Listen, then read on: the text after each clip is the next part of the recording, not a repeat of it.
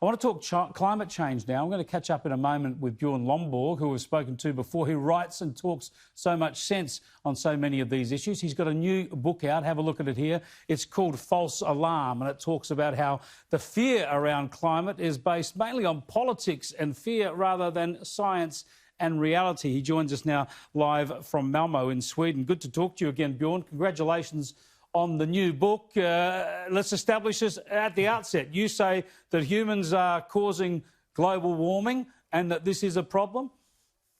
Absolutely. Look, it's a real problem. It's man-made, and it's something we should fix. But we should fix it smartly, and we're not doing that right now. We're actually employing very, very costly policies that will do almost no good even 100 years from now. And that's mostly because we're so scared that we just throw everything in the kitchen sink at this instead of looking at what will actually work to fix climate change. What are some of the dumbest things we're doing? Well, probably the most expensive one is that we're subsidizing electric cars. Look, electric cars are great. Eventually, they'll take over much of personal transport. But right now, we're paying somewhere between 10 and 100 times too much for every ton of CO2 we cut. And it's basically subsidies to rich people to drive around and feel very virtuous. Actually, they are automobile virtue signalling. There's no doubt about it. What about renewable energy? Again, we're putting enormous costs on ourselves. Is it worth the effort when it comes to reducing emissions? Probably not. Certainly all the subsidies that we're spending are basically going towards cutting carbon emissions trivially.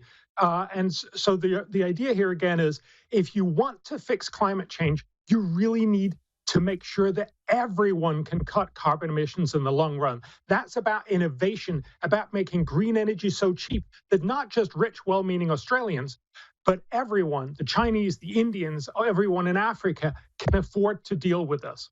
Yeah, look, I've been reading your stuff and talking to you for years, and I love the fact that you just bring rational analysis and rational thoughts to the policy debate. So much of what we see is just fear. They're playing on on emotions, and they're scaring children, scaring people. It seems to be very unproductive. Right at the start of the book, you highlight this by quoting a slogan that is held by a young child that says, "You'll die of old age, I'll die of climate change." And this is that whole thing. They're trying to sort of make people feel guilty, and we keep hearing about tipping points. If it doesn't change by this year or that year, it'll all be destroyed forever. Is there a tipping point, or do we have time to get this right? Well, look, we've had many, many claims of this year or that year we'll have gone past the point of no return. Of course, the UN already expected that to be in the early 1990s.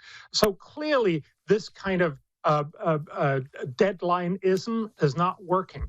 But much more crucially, if you actually want to fix climate change, why would you continue to argue that we should be doing the solutions that have failed for the last 30 years? If you're really, really worried about climate change, why would you suggest that we should be doing what hasn't worked for 30 years?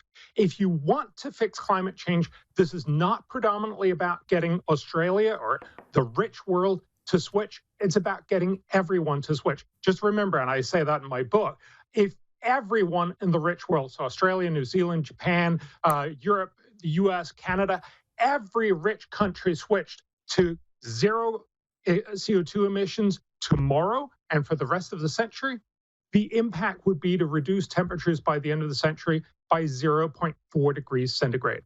So this is not what's going to fix climate change. At huge cost, it would make a trivial change in 100 years. This is about making sure that we find the technologies that'll make it possible for everyone to switch. For China, for South Asia, for Africa, for South America, yeah, it makes so much sense. Talking about some crazy stuff in the climate debate, I just want to show you a little bit of what Joe Biden had to say last week in the wake of the California bushfires. If you give a climate arsonist 4 more years in the White House, why would anyone be surprised if we have more America ablaze? If you give a climate denier 4 more years in the White House, why would anyone be surprised when more of America is underwater?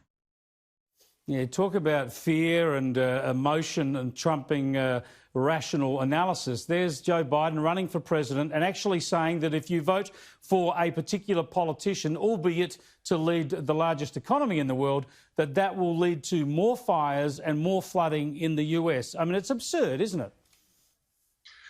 Well, the problem here is there's a tiny bit of truth and a lot of misdirection in this. Exactly. So, look, global warming does make it easier for it to dry out the wood. It does make the fire season longer. But by far the biggest culprit in California is the fact that we have suppressed fires for more than a century, which means that you have had buildup of wood and basically fuel in the understorage for about 5 times as much as what used to be there. That's, of course, why you see these incredible blazes. What you have to remember is that, yes, 2020 is the biggest year of Europeans came. We know that there was about twice to 6 times as much fire in the 1800s every year.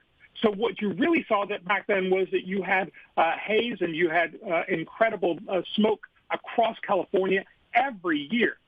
But, of course, that had nothing to do with climate change. That had to do with the fact that you naturally burnt somewhere between 4 and 12% of the area of California every year. It's all there. All the information is there. People just need to listen to it and to read it in your book, your new book, False Alarm. Thanks for joining us, Bjorn. Thank you. Bjorn Lomborg there, live from Sweden. A little bit of break up in the signal there, but it was worth persisting with him. Fantastic analysis. I can't wait to get through the rest of that book.